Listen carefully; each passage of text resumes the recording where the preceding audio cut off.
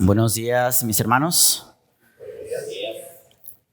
Nuevamente es un gozo poder estar con ustedes compartiendo en esta mañana el estudio.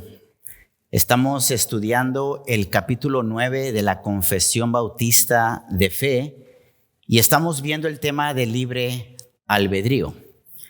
En la introducción que se dio de este tema, vimos la definición de lo que queremos decir con libre albedrío o la libre voluntad. El día de hoy, con la ayuda del Espíritu Santo, vamos a continuar tratando este tema.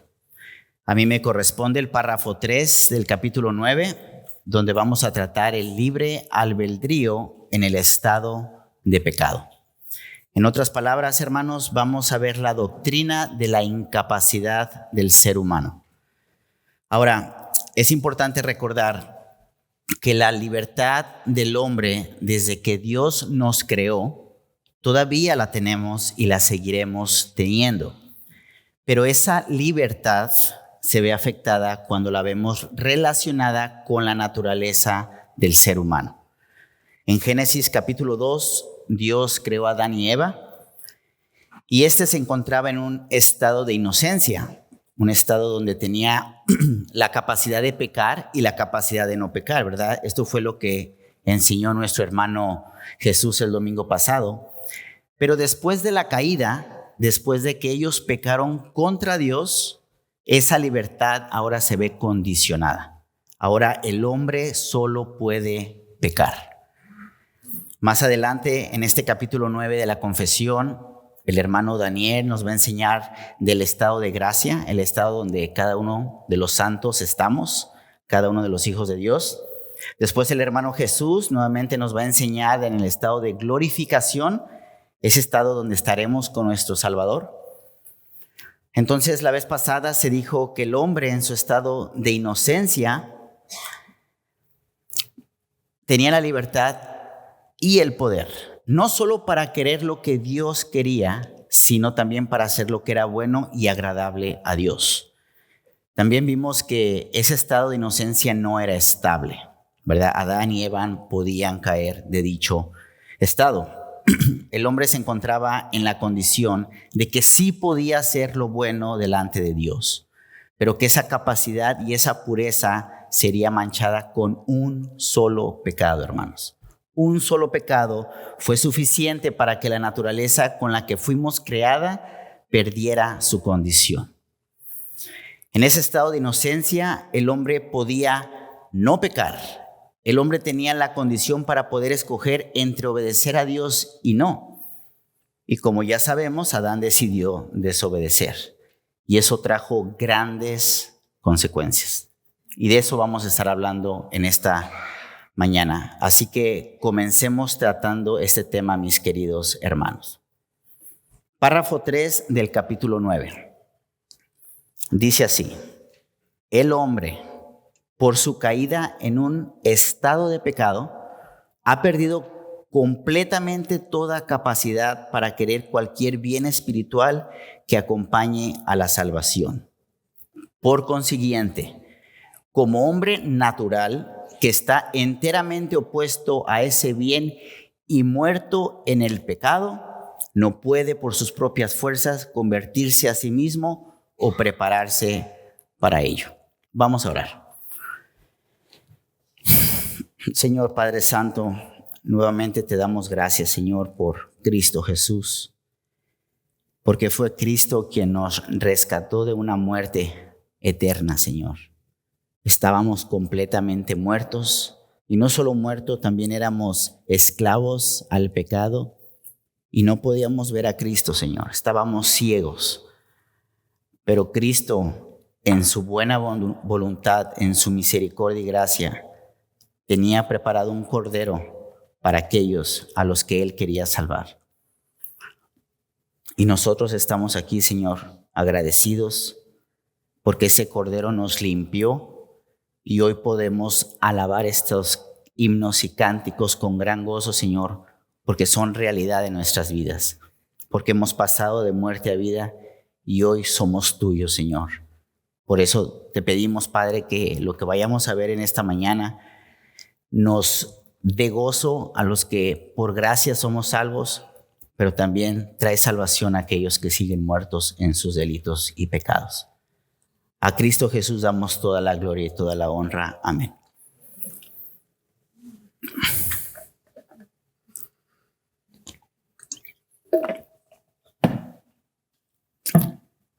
Antes de empezar, hermanos, me gustaría resaltar una verdad, una de esas verdades absolutas que todos nosotros por gracia conocemos, de que el hombre en la caída no ha perdido su libertad. Esto es importante entender, hermanos, porque si nosotros pensamos que hemos perdido la libertad, vamos a acabar echándole la responsabilidad a otras cosas y no a nosotros mismos. El hombre es responsable por lo que hace y no está obligado por nada externo a él. Ahora, el hombre no perdió la libertad. Lo que perdió fue el poder, la capacidad, la habilidad y el deseo de hacer lo bueno. Eso fue lo que perdimos, hermanos. En otras palabras, el hombre no quiere en el estado en que nosotros estábamos, en el estado donde se encuentra el hombre natural, el hombre impío, el incrédulo. Él no quiere hacer la voluntad de Dios. En el estado de inocencia, antes de la caída, el hombre tenía dos opciones, nuevamente, entre hacer lo bueno y lo malo. Él sí podía escoger entre las dos cosas. Él sí tenía la habilidad para escoger. Pero en el estado de pecado, el hombre está inhabilitado para hacer lo bueno. Por tanto, solamente hace el continuo mal. El hombre después de la caída se encuentra en una posición donde libremente lo que hace es malo. Aquí sí, hermanos, el hombre no regenerado tiene toda la libertad, tiene el libre albedrío, ¿pero para qué? Para pecar. ¿Pero por qué? Porque él no desea hacer la voluntad de Dios. Más bien, no brota de él naturalmente agradar a Dios. Y de esto que estoy diciendo, hermanos, todos podemos dar testimonio. Si recordamos cuando no conocíamos al Señor, díganme quién de nosotros pensaba solamente en glorificar a Dios en todo lo que hacíamos. No queríamos, no podíamos. Nosotros éramos el centro de nuestro universo y todo giraba en torno a nosotros. Imagínense, aún siendo nosotros redimidos, seguimos luchando con ese egocentrismo de que todo gira a nuestro alrededor. Ahora imagínense el hombre que no ha nacido de nuevo, el que sigue muerto en sus delitos y pecados. Esto tiene que quedar claro, mis queridos hermanos. El hombre no puede cambiar su naturaleza. Un pecado fue suficiente para manchar esa pureza con la que fuimos creados. Y perdimos esa capacidad de hacer la voluntad de Dios. Desde el comienzo de la historia vemos esta verdad y vemos esta condición de la que estamos hablando. Por ejemplo, cuando Adán y Eva fueron expulsados del Edén, ellos tuvieron hijos. El hermano mayor mata al menor. Después de eso, Dios le da otro hijo a Adán y se empezaron a multiplicar y empezó a crecer la raza humana. Pero miren lo que vemos en Génesis 6:5. Génesis 6:5. Y vio Jehová que la maldad de los hombres era mucha en la tierra, y que todo designio, hermanos, de los pensamientos del corazón de ellos era de continuo solamente el mal. En el contexto de este texto, hermanos, la raza humana se estaba multiplicando. Estaban creciendo los hijos de Caín y los hijos de Set. Y cuando Dios vio a la humanidad, no solamente vio que creció en número, sino que también había crecido en maldad. Dios vio que lo único que había en los corazones era hacer solo el mal, continuo el mal. Esta también es la primera mención en la palabra de Dios, hermanos. Esto es interesante. Esta también es la primera mención en la palabra de Dios del corazón, de la totalidad del ser interior, mente, emociones y voluntad que estaba completamente mal, muerta. El corazón del hombre natural, del hombre caído, es totalmente corrupto desde que está en el vientre de su madre, gobernado por pensamientos y deseos pecaminosos, incapaz de producir algo que agrade a Dios fuera de la fe salvadora. Eso es importante que lo tengamos claro, mis hermanos, porque esto nos va a ayudar a entender lo que vamos a ver. Ahora, ¿Cuál fue el castigo de Dios a la humanidad al ver esta condición? Bueno, Dios levanta un hombre llamado Noé. Dios lo manda a construir una arca y Dios manda el diluvio y todos conocemos la historia. Así que desde el comienzo de la historia, hermanos, se ha mostrado la realidad de que el hombre está incapacitado para hacer la voluntad de Dios. Esto no significa que lo haga en contra de su voluntad, porque él simplemente no quiere hacerlo. Así que en ese estado de pecado, hermanos, el hombre no puede dejar de pecar. En otras palabras, el hombre solamente puede pecar. Estamos hablando en la condición del hombre después de la caída. ¿Ok? Y damos gracias a Dios, hermanos, por su bendita palabra, que nos muestra estas verdades. La palabra de Dios es suficiente, hermanos, para mostrarnos la verdad de esta doctrina de la incapacidad del ser humano. Ahora, vamos a ver esta doctrina por medio de 3 maneras o de 3 formas. Ustedes pueden ver en sus pantallas donde están las 3 fotos, por favor, Dani. Esa. Ustedes pueden ver una foto de un ataúd, ¿verdad? Esto es evidente de que el hombre está muerto espiritualmente. Las manos encadenadas muestran que el hombre está esclavizado al pecado. El hombre en su condición natural es esclavo al pecado. Y los ojos vendados que ustedes ven es de una persona ciega, porque de igual manera esto nos muestra que el ser humano no percibe, no puede ver las cosas de Dios. Así que vamos a ver estas 3 imágenes, con estas 3 imágenes, lo que es la incapacidad del ser humano. Empecemos viendo la condición de muertos espirituales. La confesión de fe tiene muchos versículos que apoyan esta verdad, pero por cuestión de tiempo vamos a ver solamente 2 o 3 de ellos. Por ejemplo, Efesios 2:1. Y Él os dio vida a vosotros cuando estabais muertos en vuestros delitos y pecados. El apóstol Pablo le está mostrando a los destinarios de esta carta la condición de la cual ellos fueron librados, de la cual ellos fueron rescatados. Y esto es importante de resaltar la preposición en que ven en el texto, en. Y Él os dio vida a vosotros cuando estabais muertos en vuestros delitos y pecados. Esto de entender, hermanos, la condición que ni ellos ni nosotros estábamos libres. Nosotros estábamos en igual condición que toda la raza humana. El hombre natural se encuentra bajo el dominio del pecado, mostrando así que está muerto. Pablo les recuerda que ellos estaban muertos debido a sus pecados, debido a sus transgresiones. Y esto es importante, porque la raza humana no está muerta espiritualmente porque peca, hermanos. Repito esto nuevamente. La raza humana no está espiritualmente muerta porque peca. Todo lo contrario, nosotros pecamos como consecuencia de que estamos muertos espiritualmente. A nosotros lo que nos hace pecadores no es que pequemos, sino que pecamos como consecuencia de nuestra naturaleza caída. Ahora, miren cómo continúa el apóstol Pablo más adelante, Efesios 2:5. Aún estando nosotros muertos en pecados, nos dio vida juntamente con Cristo, por gracia sois salvos.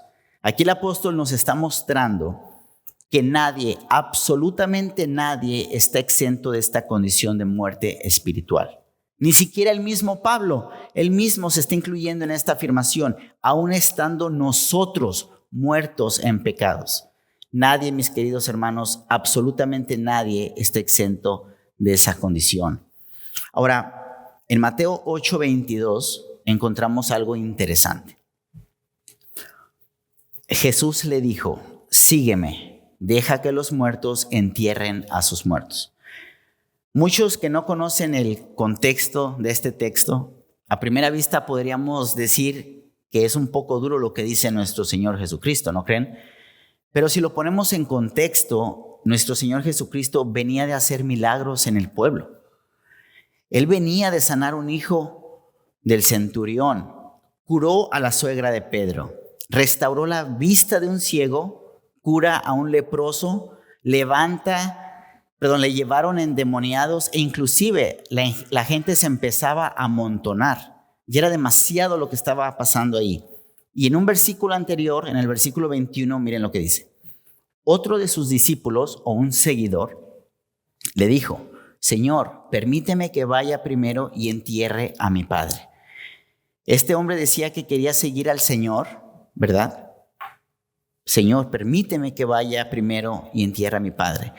Pero el Señor conocía las intenciones del corazón, porque el Señor conoce nuestras intenciones. Y en realidad, Él no lo seguía por lo que Él era. Él no seguía a Cristo por Cristo.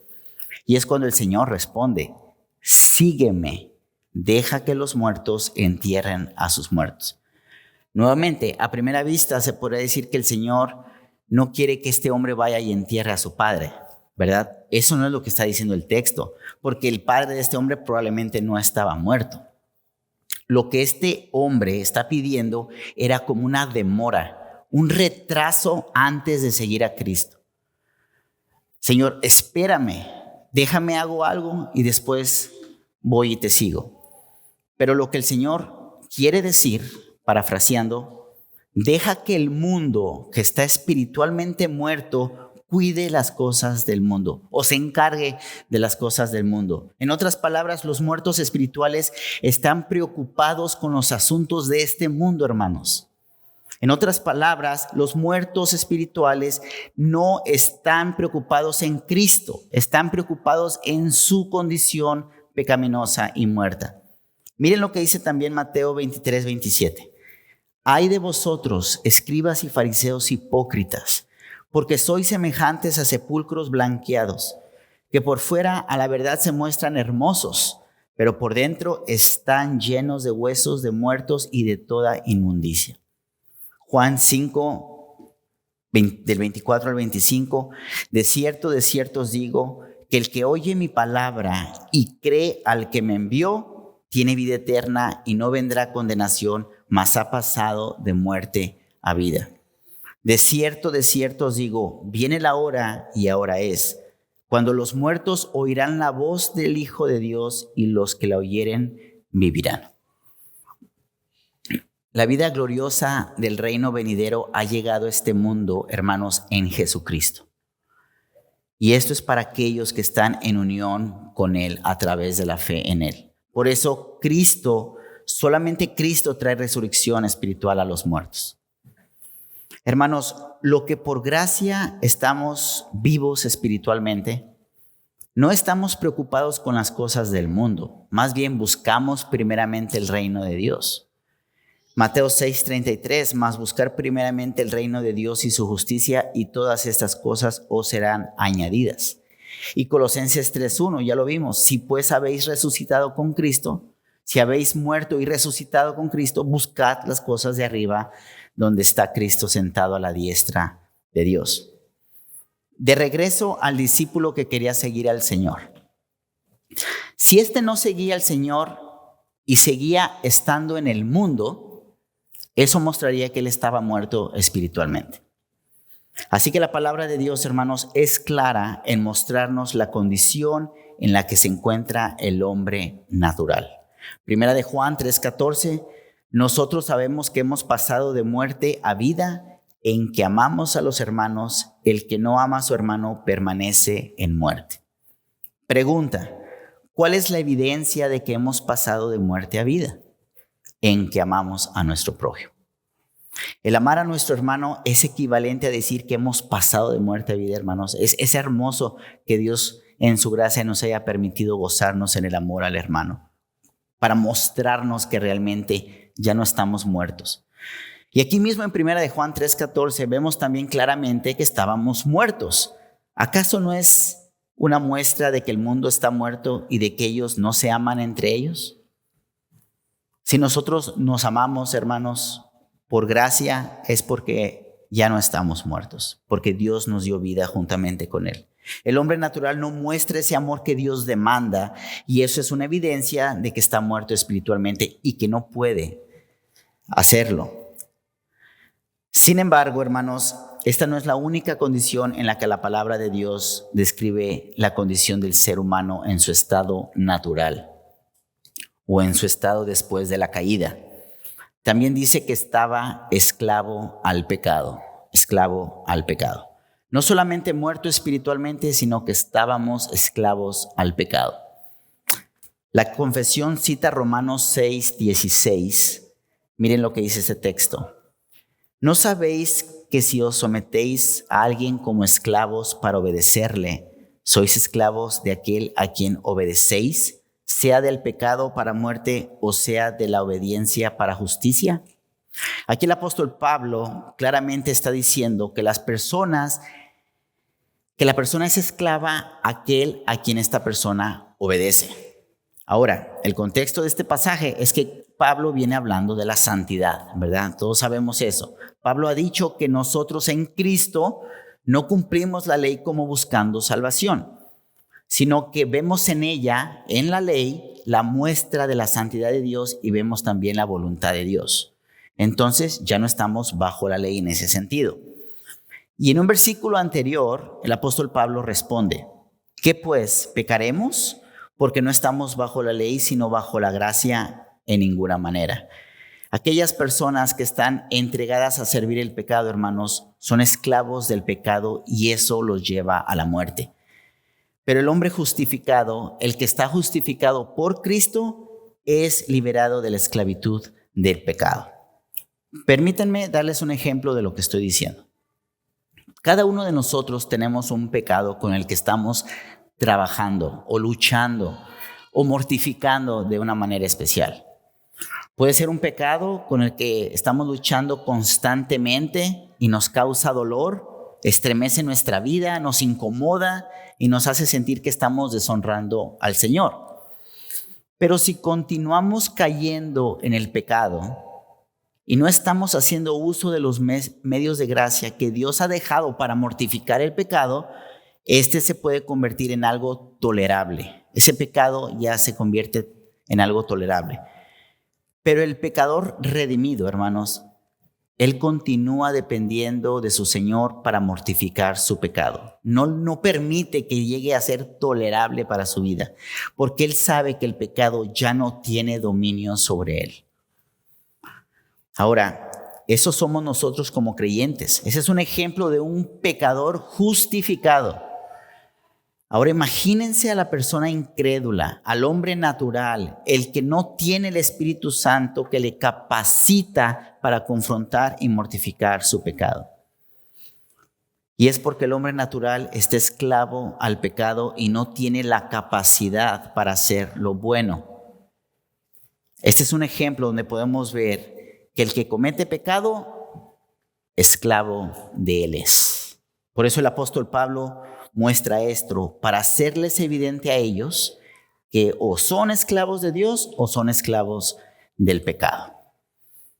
Ahora, cuando Dios nos rescató de la esclavitud, hermanos, no significa que seamos libres para que hagamos lo que queramos, de ninguna manera, como dice Pablo. No, hemos salido de la esclavitud del pecado para ahora ser esclavos y estar sometidos a Cristo, que es el Señor. Siempre vamos a ser esclavos, o vamos a ser esclavos del pecado o vamos a ser esclavos de Cristo. En Romanos 6:20, el apóstol Pablo lo pone de una manera más clara. Porque cuando erais esclavos del pecado, erais libres acerca de la justicia. Entonces es evidente, hermanos, que una persona que no tiene el Espíritu Santo, el hombre natural, es completamente esclavo de sus deseos. Miren también lo que dice Santiago 1:14. Sino que cada uno es tentado cuando de su propia concupiscencia es atraído y seducido. Otro texto que cita la confesión es Juan 8, en este tema de que somos esclavos al pecado. Es el texto donde nuestro Señor Jesucristo le muestra a los judíos, específicamente a los fariseos, que ellos no eran como pensaban ser. Juan 8:31, dijo entonces Jesús a los judíos que habían creído en él. Bueno, los que supuestamente habían creído en él. Si vosotros permanecéis en mi palabra, seréis verdaderamente mis discípulos. Versículo 32, y conoceréis la verdad y la verdad os hará libres. Y miren cuál fue la reacción de estos fariseos. Miren cómo ellos responden. Versículo 33, le respondieron, linaje de Abraham somos y jamás hemos hecho hemos sido esclavos de nadie. ¿Cómo dices tú, seréis libres? Y aquí es donde nuestro Señor Jesucristo, en su infinita sabiduría, hermanos, responde. Versículo 34, Jesús les respondió: de cierto os digo, que todo aquel que hace pecado, esclavo es del pecado. Miren, mis hermanos, un estilo de vida sin arrepentimiento de pecado revela un corazón que esté esclavizado en el pecado. Solamente Cristo ha sido enviado por Dios para rescatar al pueblo de su esclavitud del pecado y hacerlos hijos de Él. Solamente Cristo, hermanos. Ahora, miren lo que dice también nuestro Señor Jesucristo en el versículo 44, Juan 8:44. Vosotros sois de vuestro padre el diablo, y los deseos de vuestro padre queréis hacer. La palabra de Dios es clara, hermanos. La condición en la que estábamos antes de nacer de nuevo era esclavos de pecado. Esclavos de pecado. Ahora, la palabra de Dios también nos muestra que no solamente estábamos muertos, que éramos esclavos al pecado, sino que también estábamos ciegos. Miren lo que dice 2 Corintios 3:14, un texto que cita la confesión. Pero el entendimiento de ellos se embotó, porque hasta el día de hoy, cuando leen el antiguo pacto, les queda el mismo velo no descubierto, el cual por Cristo es quitado. Aquí el apóstol Pablo está hablando que ahora estamos en un nuevo pacto, ¿verdad? El pacto de gracia, y trae a colisión a los israelitas. Y hablando de ellos, llega a la conclusión de que los judíos de ese momento tenían el mismo velo. Tenían puesto el mismo velo que tenían puesto los israelitas en el desierto. Y por eso es porque los judíos rechazaron a Cristo cuando Él vino, porque ellos estaban con el velo. Ellos no vieron que Cristo era el cumplimiento de las promesas del Antiguo Testamento. Por eso este versículo es importante, hermanos, porque nos muestra la ceguera de todo el ser humano, y que a menos de que sea por la obra divina, nadie, absolutamente nadie, puede venir a Cristo, puede ver a Cristo y puede ver la gloria de Dios reflejada en Cristo. Absolutamente nadie, hasta que Cristo nos quita ese velo. Más adelante, en el capítulo 4, versículo 4, el apóstol dice lo siguiente: en los cuales el Dios de este siglo cegó el entendimiento de los incrédulos, para que no les resplandezca la luz del evangelio de la gloria de Cristo, el cual es la imagen de Dios. Esto es interesante. Algunas personas, cuando leen este texto, ellos dicen: yo soy ciego espiritualmente porque el diablo me cegó, o porque el diablo me cega. No sé si lo han escuchado. Y lo que están haciendo estas personas es simplemente no asumir la responsabilidad. Entonces puede surgir una pregunta. Entonces, ¿en qué sentido Satanás nos ha cegado el entendimiento? Como dice el texto.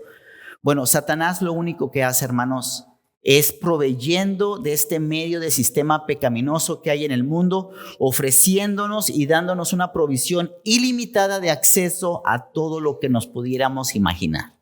Todo el pecado que ustedes se pueden imaginar, el diablo se los ofrece, hermanos. Y lo que hace es que el hombre natural, libremente y bajo la condición en que se encuentra su naturaleza, busca satisfacer estas necesidades egoístas accediendo a lo que Satanás le ofrece. De esa forma, Satanás, o el Dios de este siglo, cegó el entendimiento del hombre natural. Pero permítanme explicar mejor esto que estoy diciendo, porque no podemos decir o hacer responsable a otras personas por nuestros pecados. No podemos siempre estar echando la culpa al diablo, hermanos. Miren lo que dice Juan 3:3. Respondió Jesús y le dijo: de cierto te digo, que el que no naciere de nuevo no puede ver el reino de Dios. La palabra de Dios claramente nos ha mostrado la condición en que se encuentra el hombre natural. Está muerto, es esclavo al pecado y está ciego espiritualmente. Y en ese mismo pensar que están muertos, que son esclavos y que están ciegos, tenemos que tener claro que el hombre ha perdido el deseo y la capacidad de agradar a Dios para hacer su voluntad y para percibir las cosas de Dios. Por ejemplo, miren lo que dice Romanos 8:7. Los quiero llevar a un ejemplo, pero quiero traer ese texto. Por cuanto los designios de la carne son enemistad contra Dios, porque no se sujetan a la ley de Dios, ni tampoco pueden. Nuevamente vemos resaltada la incapacidad en la que nos encontrábamos y en la que se encuentra todo el hombre natural. Él está incapacitado, hermanos. No puede.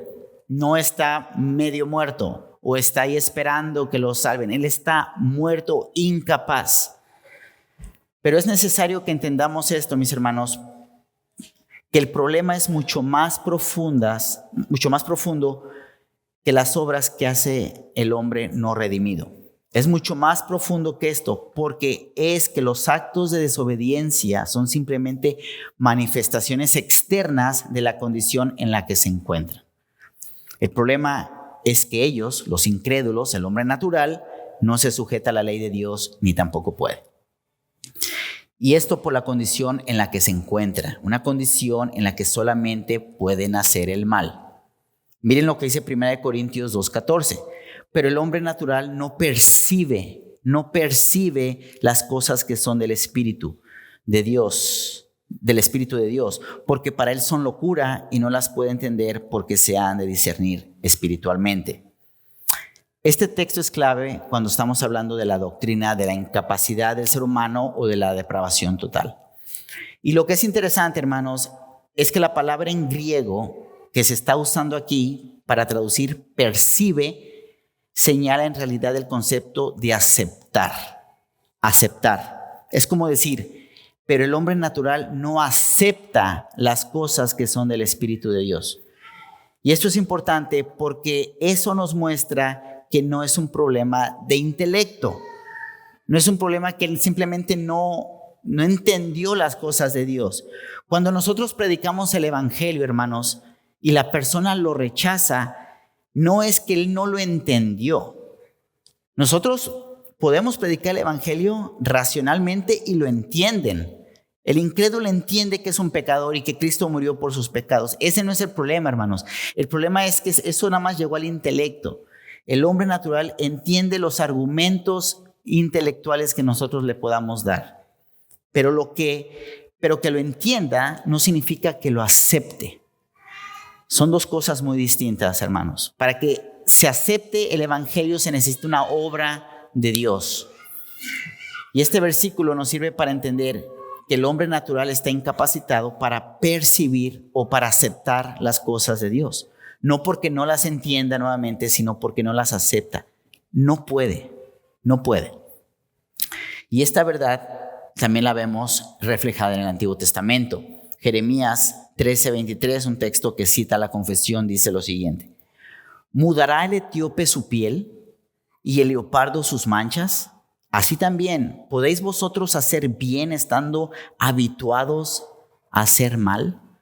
Son preguntas retóricas con respuestas evidentes, hermanos. El hombre natural hace el mal porque está acostumbrado a hacer el mal y eso es evidente en sus obras. Ahora, hay algo que me gustaría resaltar, hermanos, para no caer en ese malentendimiento de lo que estamos diciendo. Que el hombre esté incapacitado para hacer la voluntad de Dios, escuchen, no significa que él no sea responsable por lo que hace, ¿verdad? Yo sé que este siempre ha sido un tema de discusión, porque casi siempre se quiere asumir que si el hombre natural está en esa incapacidad, entonces no es responsable de lo que hace. No, mis queridos hermanos, el hombre es responsable. Un ejemplo rápidamente. Imagínense a un hombre completamente borracho, ebrio, borracho. Sale a manejar, causa un accidente y mata a una mamá con sus hijos. Llega el padre a la escena, llega el policía a la escena. Al borracho no le pasó absolutamente nada y todos se dan cuenta de la condición del borracho, que está pero perdido, no puede ni siquiera ver. Imagínense que la policía diga lo siguiente: no es que está borracho, está incapacitado este pobre hombre. En este momento él está incapacitado para manejar, no está en sus 5 sentidos, pobrecito, dejémoslo ir. porque estaba incapacitado. ¿Cómo reaccionaría el padre de esta familia? Es increíble. Que el hombre esté incapacitado para hacer la voluntad de Dios no significa que él no sea responsable de sus hechos, hermanos. Eso debe de quedar claro y yo estoy seguro que todos nosotros lo entendemos. La misma palabra de Dios nos muestra que el hombre natural no puede hacer nada para ganarse su salvación, ni para venir a Cristo. Miren lo que dice Juan 6:44. Ninguno puede venir a mí si el Padre que me envió no le trajere, y yo le resucitaré en el día postrero. Este versículo, hermanos, no necesita mayor explicación porque está claro. Ninguno, absolutamente ninguno puede venir a Cristo a menos que el Padre obre en esa persona. Y Juan 6:65, y dijo, por eso os he dicho que ninguno puede venir a mí si no le fuere dado del Padre. Ahora, veamos el énfasis de esta verdad que estamos hablando. Miren lo que dice Romanos 3, del 10 al 12. Como está escrito, no hay justo ni aun uno. No hay quien entienda, no hay quien busque a Dios. Todos se desviaron, aún se hicieron inútiles. No hay quien haga lo bueno, no hay ni siquiera uno. Aquí está el énfasis. Aquí está lo que estamos hablando, hermanos. Y aquí debemos evitar otro malentendido, mis hermanos, porque algunas personas cuando escuchan de la incapacidad del ser humano pueden pensar lo siguiente. Puede que haya alguien en el mundo que quiera buscar de Dios, pero que esté incapacitado, pobrecito, no puede venir al Señor. Lo que la palabra de Dios nos muestra por medio de esta doctrina de la incapacidad del ser humano, hermanos, es que nadie está buscando de Dios o puede estar dispuesto a menos de que Dios, el Padre, obre en él. El hombre natural no puede hacer absolutamente nada referente a su salvación. Y Santiago 1:18, Él, Dios, de su voluntad nos hizo nacer por la palabra de verdad para que seamos primicias de sus criaturas. La obra es de Dios, mis hermanos. Él nos hizo nacer por la palabra de la verdad. El hombre ha perdido completamente la capacidad para hacer el bien espiritual que acompañe a la salvación. Es lo que está diciendo la confesión. Miren Romanos 9 del 16 al 18. Dice lo siguiente: así que no depende del que quiere ni del que corre, sino de Dios que tiene misericordia. Porque la Escritura dice a Faraón: para esto mismo te he levantado, para mostrar en ti mi poder y para que mi nombre sea anunciado por toda la tierra. Versículo 18, de manera que de quien quiere tiene misericordia y al que quiere endurecer, endurece. Así que el hombre no está pobrecito, incapacitado, hermanos. Simplemente no puede y simplemente no quiere. Miren también cómo la palabra de Dios nos muestra esta gran verdad. Por eso damos gracias a Dios por su palabra que nos está mostrando esto que estamos diciendo. Ezequiel 36 del 25 al 27. Esparciré sobre vosotros agua limpia y seréis limpiados de todas vuestras inmundicias y de todos vuestros ídolos os limpiaré. Esparciré, os limpiaré, todo lo hace Él. Os daré corazón nuevo y pondré espíritu nuevo dentro de vosotros y quitaré de vuestra carne el corazón de piedra y os daré un corazón de carne y pondré dentro de vosotros mi espíritu y haré que andéis en mis estatutos y guardaréis mis preceptos y los pongáis por obra. Y ya en el Nuevo Testamento vemos esta verdad revelada. Juan 1 del 12 al 13. Mas a todos los que le recibieron, a los que creen en su nombre, les dio potestad de ser hechos hijos de Dios, los cuales no son engendrados de sangre, ni de voluntad de carne, ni de voluntad de varón, sino de Dios. El hombre por sí mismo no puede hacer esto, hermanos, ni de voluntad de varón, sino de Dios. Estos textos son hermosos, realmente nos muestran que toda la obra es completa y absolutamente de Dios. Ya para terminar, hermanos, quiero que notemos algo de la obra de Dios, algo interesante. En la obra de salvación, el Señor demanda dos cosas, ¿verdad? Él demanda fe y nos demanda arrepentimiento. Estos son dos deberes impuestos hacia un pecador. Por eso cuando predicamos el evangelio, el pecador debe tener fe y debe arrepentirse.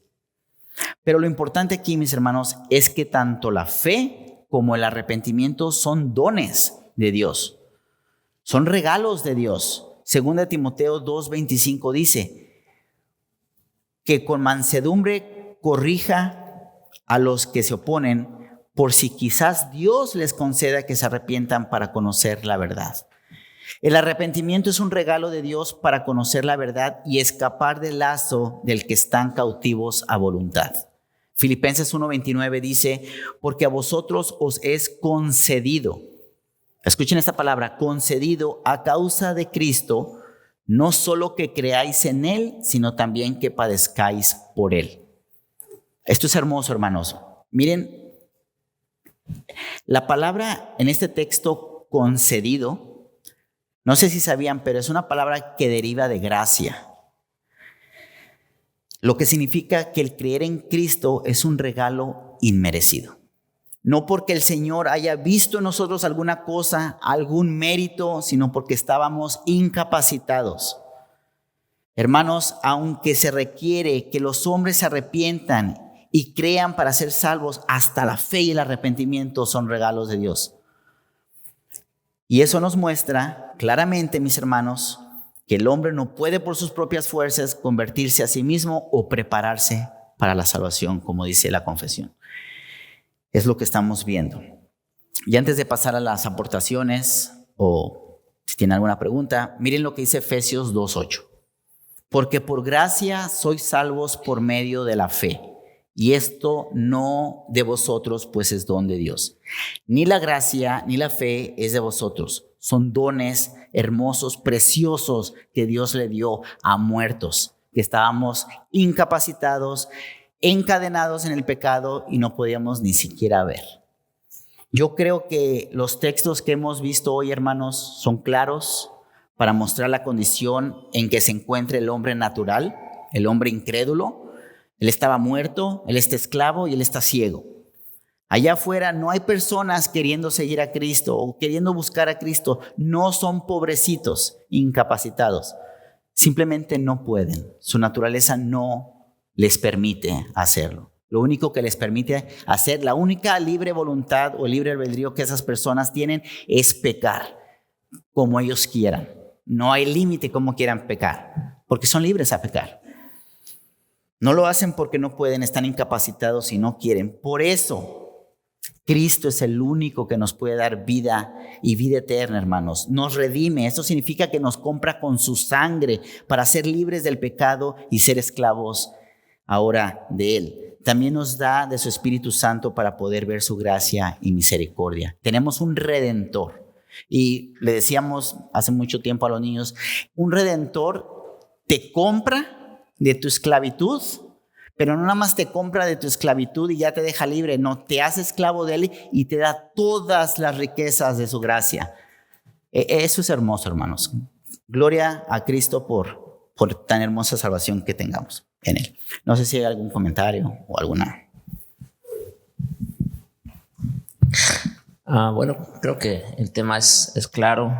Aparte que creo que también es conocido para muchos. Solamente quería rescatar 3 cosas. Primero, cuando hablamos de la incapacidad total del hombre, que bueno, está muy conectado con la depravación total también. No queremos decir que el hombre es tan malo como pudiera ser. O sea, no todos los hombres son Hitler, Mussolini, ni mucho menos.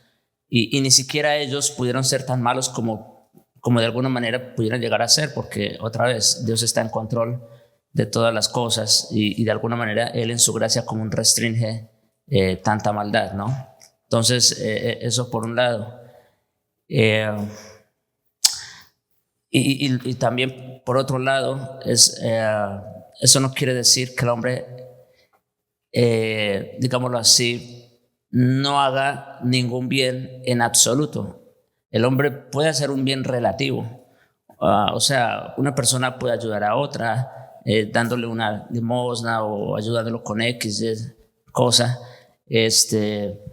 Los ricos, incluso a veces hasta para evadir impuestos, etcétera, ayudan mucho, tienen fundaciones, etcétera.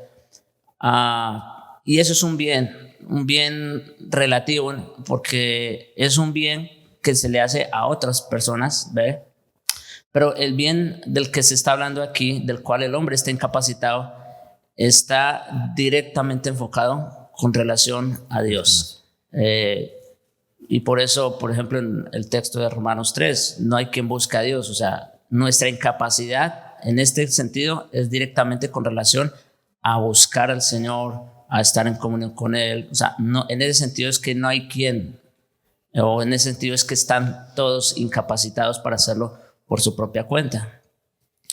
Lo otro también es que cuando se habla de la incapacidad total, bueno, hiciste mención de algo de eso, no es que eso de alguna manera excuse al ser humano por su pecado. O sea, ay Señor, pero es que pues yo no podía hacerlo, yo no pude hacerlo. Al contrario, creo que hay un sermón de esto, no sé si es de Jonathan Edwards, creo. Al contrario, esa condición de incapacidad lo que lo hace es más culpable, porque no fue el estado en el que Dios lo creó.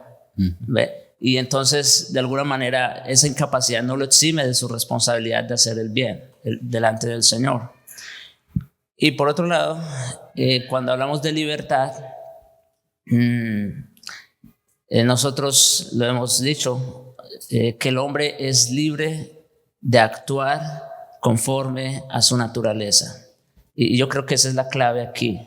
El hombre es libre de actuar conforme a su naturaleza.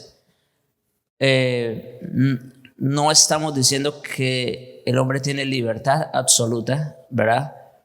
Pero tampoco estamos diciendo que el hombre es un robot o una máquina que, pues, ¿verdad? No, él tiene una libertad. El problema es que su libertad está esclavizada a una condición. Y eso es lo que, entonces, por ejemplo, en Romanos 8, leemos versículo 5, porque los que son de la carne piensan en las cosas de la carne, pero los que son del Espíritu en las cosas del Espíritu. Ahí vemos claramente que nuestra naturaleza está condicionada o a la carne o al Espíritu. No hay más. A uno de esos dos pertenece. Y entonces, según a cuál de los dos pertenezca, esas van a ser sus inclinaciones. Entonces, si usted pone, por ejemplo, a alguien que le gusta la bebida, le pone una botella de vino o de cerveza y le pones al lado, qué sé yo, un libro para que lea, ¿qué es lo que él por naturaleza va a escoger? ¿Verdad? Sus inclinaciones lo van a impulsar a escoger aquello que él por naturaleza quiere. Entonces, eso es importante. Nuestra libertad está condicionada a nuestra condición. Muy bien, gracias, pastor. ¿Alguien más? Bueno, entiendo que el libro albedrío no lo tomamos como una área espiritual para salvación, porque eso no es lo que la palabra dice. Y estoy de acuerdo con lo que tú estás diciendo. Y está las otras enseñanzas que han venido dando también. Pero encuentro en la Escritura algo que es similar a lo que Javier estaba diciendo ahora mismo. Romanos capítulo 7, versículo 14, Pablo hace una referencia bien fuerte respecto a ese estilo de vida. Dice, porque sabemos que la ley es espiritual, pero yo soy carnal, vendido a la esclavitud del pecado, porque lo que hago no lo entiendo, porque no practico lo que quiero hacer, sino que lo que aborrezco, eso hago. Y si lo que no quiero hacer, eso hago, estoy de acuerdo con la ley, reconociendo que es buena. Así que ya no soy yo el que lo hace, sino el pecado que habita en mí. Porque yo sé que en mí, es decir, que en mi carne no habita nada bueno, porque el querer está presente en mí, pero el hacer el bien no. Pues no hago el bien que deseo, sino que el mal que no quiero, eso practico. Y si lo que no quiero hacer, eso hago, ya no soy yo el que lo hace, sino el pecado que habita en mí. Así que queriendo yo hacer el bien, hallo la ley de que el mal está presente en mí. Porque en el hombre interior me deleito con la ley de Dios, pero veo otra ley en los miembros de mi cuerpo que hace guerra contra la ley de mi mente y me hace prisionero de la ley del pecado que está en mis miembros. Miserable de mí, ¿quién me librará de este cuerpo de muerte? Bendita palabra del Señor. Dice: gracias a Dios por Jesucristo, Señor nuestro. Así que yo mismo, por un lado, con la mente, sirvo a la ley de Dios, pero por el otro, con la carne, a la ley del pecado.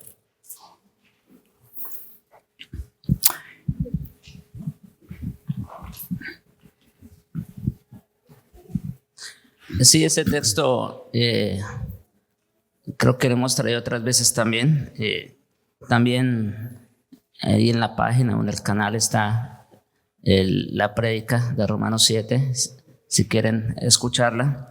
Pero bueno, rápidamente,